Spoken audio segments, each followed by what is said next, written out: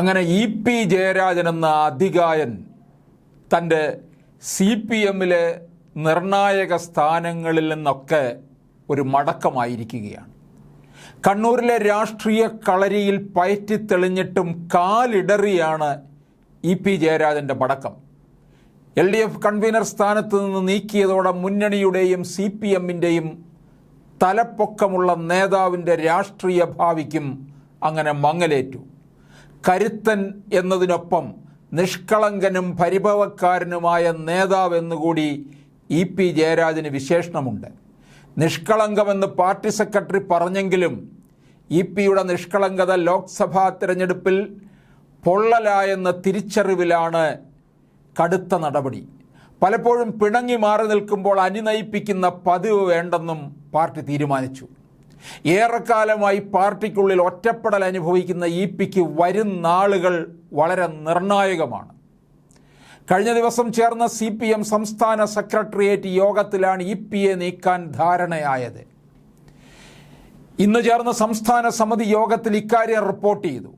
കേന്ദ്ര കമ്മിറ്റി അംഗമായതിനാൽ കേന്ദ്ര നേതൃത്വമാകും പ്രഖ്യാപിക്കുക എന്ന ഔദ്യോഗിക നടപടിക്രമം മാത്രമാണ് ബാക്കി. കേരളത്തിൻ്റെ ചുമതലയുള്ള BJP നേതാവ് പ്രകാശ് ജാവ്ദേക്കറുമായി നടത്തിയ കൂടിക്കാഴ്ചയും ലോക്സഭാ തെരഞ്ഞെടുപ്പിൻ്റെ വോട്ടെടുപ്പ് ദിവസം ഈ കൂടിക്കാഴ്ച ഇ.പി സ്ഥിരീകരിച്ചതും CPMനെ വലിയ പ്രതിരോധത്തിലാക്കി. ഇതിനെ തുടർന്നുള്ള വിവാദങ്ങളും തെരഞ്ഞെടുപ്പ് തോൽവിയുമാണ് കടുത്ത നടപടിയിലേക്ക് കാര്യങ്ങൾ നീങ്ങിയത്. സെക്രട്ടേറിയറ്റ് യോഗത്തിൽ ഇ.പിക്കെതിരെ രൂക്ഷമായ വിമർശനം ഉയർന്നു. തുടർന്ന് ഇ.പി രാജിസന്നദ്ധത അറിയിച്ചെന്നാണ് വിവരം. കൺവീനർ സ്ഥാനത്ത് നിന്ന് ഇ.പി ഒഴിയുമെന്നായിരുന്നു രാവിലെ വാർത്തകൾ വന്നത്. തലേ ദിവസം തീരുമാനമായ വിഷയമായിട്ടും ഇതേക്കുറിച്ച് കൂടുതൽ പ്രതികരിക്കാൻ ഇ.പി തയ്യാറായില്ല. കണ്ണൂരിൽ നേരത്തെ പ്രഖ്യാപിച്ച പാർട്ടി പരിപാടികളോ പൊതുപരിപാടികളോ ഇല്ലാതിരുന്നിട്ടും സംസ്ഥാന സമിതി യോഗത്തിൽ പങ്കെടുക്കാതെ ഇ.പി കണ്ണൂരിലേക്ക് മടങ്ങി. തനിക്കെതിരായ നടപടിയും ചർച്ചയും തൻ്റെ സാന്നിധ്യത്തിൽ വേണ്ടെന്നുകൂടി കരുതിയാണ് ഇ.പി തിരുവനന്തപുരത്ത് നിന്ന് കണ്ണൂരിലെത്തിയത്. പാർട്ടിയിൽ നിന്ന് മുമ്പ് പോയിട്ടുള്ള അധികായന്മാരും ഒക്കെ ഇത്തരത്തിൽ നേരത്തെ തന്നെ ഇടയ്ക്കിറങ്ങിപ്പോകുന്ന പതിവാണ് ഉണ്ടായിട്ടുള്ളത്. അതുതന്നെയാണ് ഇവിടെ ഇ.പിയിലും ഉണ്ടായിരിക്കുന്നത്. കുടം തുറന്നത് ശോഭാ സുരേന്ദ്രൻ ലോക്സഭാ തെരഞ്ഞെടുപ്പിൽ കേരളം പോളിംഗ് ബൂത്തിലേക്ക് പോകുന്നതിന് മണിക്കൂറുകൾ മാത്രമുള്ളപ്പോഴായിരുന്നു സംസ്ഥാന രാഷ്ട്രീയത്തെ പിടിച്ചുകുലുക്കി ഇ.പിയുടെ BJP പ്രവേശന വിവാദമുണ്ടായത്. മുഖ്യമന്ത്രി പിണറായി വിജയനോളം തലപ്പൊക്കമുള്ള കമ്മ്യൂണിസ്റ്റ് നേതാവിൻ്റെ BJP പ്രവേശനവുമായി ബന്ധപ്പെട്ട് ചർച്ച നടന്നെന്നായിരുന്നു BJP സംസ്ഥാന വൈസ് പ്രസിഡന്റ് ശോഭാ സുരേന്ദ്രൻ്റെ വെളിപ്പെടുത്തൽ. ഇ.പി ജയരാജനുമായി 13 തവണ കൂടിക്കാഴ്ച നടത്തിയെന്നും ശോഭാ സുരേന്ദ്രൻ പറഞ്ഞു. ലോക്സഭാ തെരഞ്ഞെടുപ്പ് വേളയിൽ ആലപ്പുഴയിലെ സ്ഥാനാർത്ഥിയായ ശോഭ വെളിപ്പെടുത്തൽ ആവർത്തിച്ചു. മുഖ്യമന്ത്രിയും പാർട്ടി സെക്രട്ടറിയും ഫ്രോഡെന്ന് വിളിച്ച ദല്ലാൽ നന്ദകുമാറിനെ ഇ.പി തള്ളിപ്പറയാത്തത് എന്താണെന്നും ചോദിച്ചു. ഇ.പിയുമായി കൂടിക്കാഴ്ച നടത്തുമ്പോൾ തൃശൂർ രാമനിലയത്തിൽ മന്ത്രി K. രാധാകൃഷ്ണൻ ഉണ്ടായിരുന്നു. ഇ.പി ആവശ്യപ്പെട്ട പ്രകാരമാണ് അവിടെ എത്തിയത്. മുഖ്യമന്ത്രിയുടെ ഇടപെടൽ വന്നതോടെ പാർട്ടി വിടാനുള്ള തീരുമാനം മാറ്റിയത്. T.P. ചന്ദ്രശേഖരൻ്റെ കാര്യങ്ങളൊക്കെ ഇ.പി ഓർത്തിട്ടുണ്ടാകും. അന്ന് ശോഭ പറഞ്ഞു, BJPയിൽ ചേരുന്നതുമായി ബന്ധപ്പെട്ട് ജയരാജൻ 90% ചർച്ചയും പൂർത്തിയാക്കിയെന്നും ജയരാജൻ ജീവനോടുണ്ടായിരിക്കണമെന്ന ആഗ്രഹമുള്ളത് കൊണ്ടാണ് ഇത്രയും നാൾ വെളിപ്പെടുത്താതിരുന്നതെന്നും ഡൽഹിയിൽ വെച്ചാണ് ജയരാജനുമായി ചർച്ച നടത്തിയതെന്നും ശോഭാ സുരേന്ദ്രൻ വ്യക്തമാക്കി. ഇ.പി ജയരാജൻ BJPയിലേക്ക് പോകാൻ ചർച്ച നടത്തിയെന്ന KPCC അധ്യക്ഷനും കണ്ണൂർ ലോക്സഭാ മണ്ഡലത്തിലെ MP-യുമായ സുധാകരൻ നടത്തിയ പ്രസ്താവന വിവാദം ഊതിക്കത്തിച്ചു. കോടിയേരി ബാലകൃഷ്ണന്റെ നിര്യാണത്തിന് ശേഷം പാർട്ടി സെക്രട്ടറി സ്ഥാനം പ്രതീക്ഷിച്ചിരുന്നെങ്കിലും ലഭിക്കാത്തതിൽ ഇ.പി ദുഃഖിതനായിരുന്നുവെന്ന അഭ്യൂഹങ്ങളും പരന്നു. താരതമ്യേന നേതാക്കൾ ജൂനിയറായ MV ഗോവിന്ദൻ്റെ വരവിൽ ഇ.പിക്കുണ്ടായിരുന്ന അസ്വസ്ഥത വലിയ ചർച്ചാ വിഷയമായി. ജയരാജനെ ന്യായീകരിച്ചും സുധാകരനെ പ്രതിക്കൂട്ടിലാക്കി വിവാദ ദല്ലാൾ T.P. നന്ദകുമാർ രംഗത്തെത്തി. ഇ.പിയെ സമീപിച്ചത് BJP നേതാവ് പ്രകാശ് ജാവ്ദേക്കറാണെന്നും അദ്ദേഹത്തിൻ്റെ വാഗ്ദാനങ്ങൾക്ക് ജയരാജൻ വഴങ്ങിയില്ലെന്നുമായിരുന്നു നന്ദകുമാറിൻ്റെ വെളിപ്പെടുത്തൽ.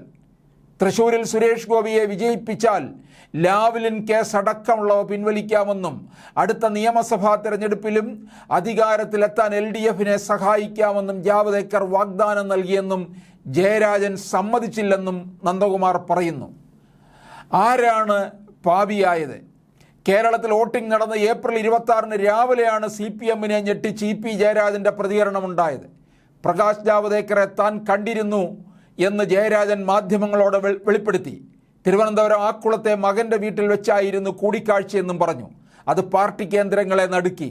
പാർട്ടി പ്രവർത്തകരുടെ ആത്മവീര്യത്തെ ബാധിക്കുമെന്ന തോന്നൽ വന്നതോടെ മുഖ്യമന്ത്രി പിണറായി വിജയൻ അദ്ദേഹത്തെ തള്ളിപ്പറഞ്ഞു. ജയരാജന് ജാഗ്രത കുറവുണ്ടായെന്നും പാവിയുടെ കൂടെ ശിവൻ കൂടിയാൽ ശിവനും പാവിയായിടും എന്നായിരുന്നു മുഖ്യമന്ത്രിയുടെ പ്രതികരണം. നെയ്യാറ്റിൻകര ഉപതെരഞ്ഞെടുപ്പ് ദിവസം VS അച്യുതാനന്ദൻ TP ചന്ദ്രശേഖരൻ്റെ ഭാര്യ KK രമയെ സന്ദർശിച്ചത് CPM-നുണ്ടാക്കിയ ആഘാതത്തോടാണ് പലരും EP-യുടെ വെളിപ്പെടുത്തൽ ഉണ്ടാക്കിയ പ്രശ്നങ്ങളെ ഉപമിച്ചത്. EP-യുടെ BJP ബന്ധം സംബന്ധിച്ച ആരോപണം CPM സംസ്ഥാന സെക്രട്ടേറിയറ്റ് ചേർന്ന് നിരാകരിച്ചെങ്കിലും തെരഞ്ഞെടുപ്പ് ഫലം വന്ന ശേഷം വിശദമായി ചർച്ച ചെയ്യാനായി മാറ്റിവെച്ചു. ജാവദേക്കറുമായുള്ള കൂടിക്കാഴ്ചയുടെ പേരിൽ EP-ക്കെതിരെ നടപടിയുടെ ആവശ്യമില്ലെന്നും അദ്ദേഹം LDF കൺവീനറായി തുടരുമെന്നും CPM സംസ്ഥാന സെക്രട്ടറി MV ഗോവിന്ദൻ വ്യക്തമാക്കിയിരുന്നു. യാദർച്ഛികമായി നടന്ന കൂടിക്കാഴ്ച നിഷ്കളങ്കമാണ്. അതിൽ ദുഷ്ടലാക്കുണ്ടെന്ന് കരുതുന്നില്ല. ദല്ലാൾ നന്ദകുമാറിനെ പോലുള്ളവരുമായുള്ള ബന്ധം അവസാനിപ്പിക്കണം. ആ ബന്ധം മുൻപേ അവസാനിപ്പിച്ചെന്നാണ് ജയരാജനും അറിയിച്ചത്. BJP-യിലേക്ക് പോകാൻ EP ശ്രമിച്ചെന്നും ഡൽഹിയിൽ വെച്ചടക്കം കൂടിക്കാഴ്ച നടത്തിയെന്നും ശോഭ പറയുന്നത് ശുദ്ധ അസംബന്ധമാണ് എന്നും പറയുന്നു. മറ്റു കാര്യങ്ങളൊന്നും ചർച്ച ചെയ്തിട്ടില്ലെന്ന് ജയരാജനും ജാവദേക്കറും പറഞ്ഞിട്ടുണ്ട്. പോകുന്ന വഴിക്ക് ഒരാളെ കാണുന്നത് പാർട്ടിക്കകത്ത് റിപ്പോർട്ട് ചെയ്യേണ്ട കാര്യമുണ്ടോ? രാഷ്ട്രീയ എതിരാളികളെ പല സന്ദർഭങ്ങളിൽ കാണും.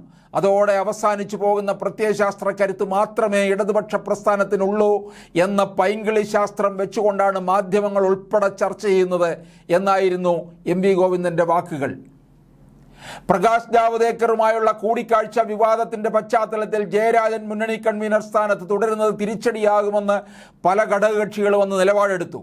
മുഖ്യ ഘടകകക്ഷികളായ CPI, Kerala Congress M, RJD നേതൃത്വങ്ങൾ പരസ്യമായി നിലപാട് പറഞ്ഞു. പക്ഷേ നടപടി നീട്ടിക്കൊണ്ടുപോയി.